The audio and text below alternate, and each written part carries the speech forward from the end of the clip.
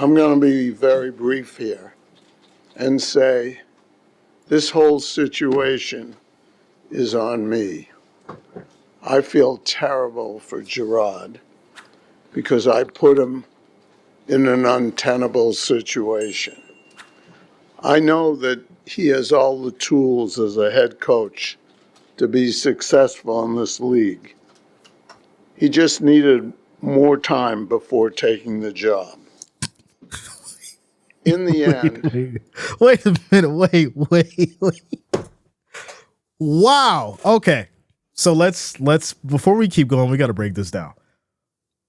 So we're saying he has the skills. We're saying that he's qualified to do the job, but you just can't do it here.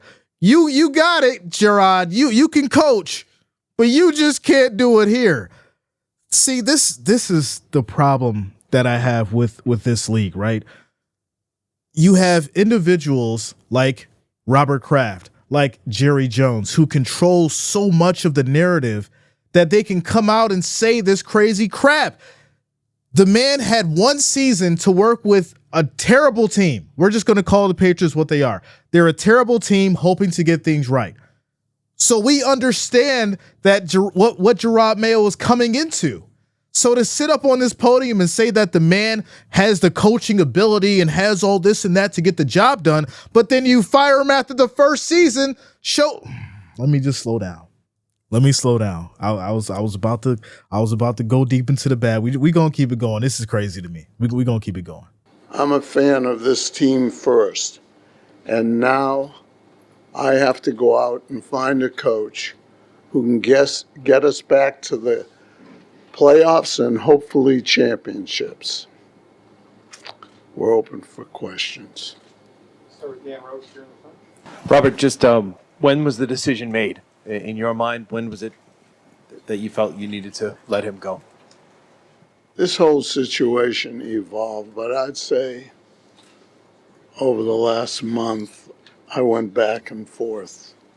And I don't know, in my life and my business, I make certain decisions. I know when it's right, and it just happened. And it was very hard because the personal relationship I feel for Jerod and the human being he is. And all right, so we're not just going to come out and say, the situation was because, hey, he went out there and won and we wanted him to lose because we wanted the first round draft pick. I'm not going to come out and say that. I'm going to say all this fluffer and all this other stuff. Robert, just be real. Come out and tell us, hey, he didn't follow the script. He didn't do what we wanted him to do. He didn't go in that locker room and tell Milton to play like garbage. Don't go out there and get 2 touchdowns.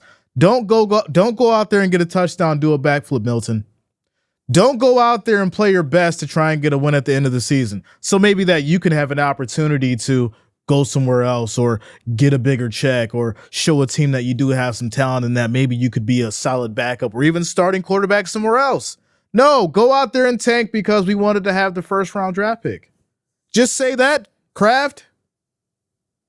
And so, there's a lot of smoke and mirrors when it comes to the owners talking. And this is why I do feel like at some point, teams like the Cowboys and teams like the Patriots, they need to move on from this old style of, hey, we're going to bring in Kraft to talk about everything. We're going to let Jerry talk about everything. There needs to be a change. There needs to be a change. And whether or not Jerod Mayo was the man for the job, fine. But to say this garbage when everyone really knows what it is really just a slap in the face of the fans.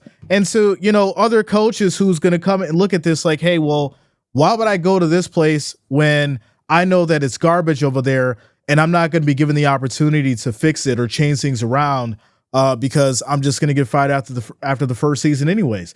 Or maybe there's some kind of backhanded deal. Maybe they've already been talking to people to take over the job because of what's at stake. Oh, you got $100 million in cap space. Oh, you got a rookie quarterback that can be developed. Well, we know that Jerod Mayo is not going to be good at that, so let's go find somebody else. It's terrible. I don't like it, but that's just the reality of what happened. And so, it's very easy to look at the draft and say it's because of that. But also, I do think that there's been conversations in other places. I'm not going to mention those other coaches because it's not confirmed yet. But I think the reality is, like he said, he'd been thinking about this for months, or the past month rather, and unfortunately, Jerod Mayo got caught up in the mix, and it's really unfortunate because I think people see what's going on. So let me hop into the chat. This one's nasty, y'all. This one is nasty. Scott says going from one bad situation to another. Jonas says they should have kept Jerod for one more year. Jay Thomas says, man, it's 35 in Alabama right now. Weather for the game is going to be cold, without a doubt. Robert looks geriatric. Not geriatric. Scott says talking in circles, as they always do. Tactical says he's talking like a politician, bro. Listen, when you want to change the narrative, that's what you do, right? When you want to change the narrative, or when you want the narrative to fit how you want to spin it, you start talking like a politician. So Tyrone says he's mad about that lost number 1 pick, without a doubt. Without a doubt. Kirk says, boy, you at least 4 to 5 years from getting to the playoffs. We want to find a coach who's going to get us to the playoffs and win a championship. Well, guess what? You're going to need to get a solid team and have a good coach behind that team. And it's going to take years to develop. You're talking about getting past the Jets, Miami, and the Bills in the AFC East to get to that point. And I don't see anyone on that team that is really at any level to consider getting to that point right now. 4 or 5 years after, people have developed and, you brought in different personnel and you picked up the pieces that you need to fit in the puzzle. Fine. The Patriots may be able to come back and have some kind of semblance to what it once was.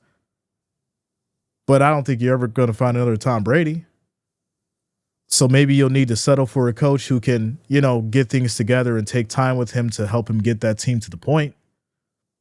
But it looks like you're not one to do that unless you've got a strong veteran coach in there who you believe in. And we're going to leave it like that, ladies and gentlemen.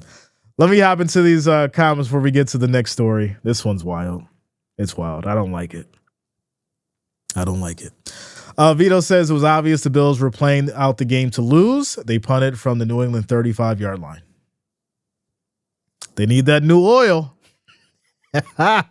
Mark says a morale question from Robert is rich. Them balls are deflated for years now.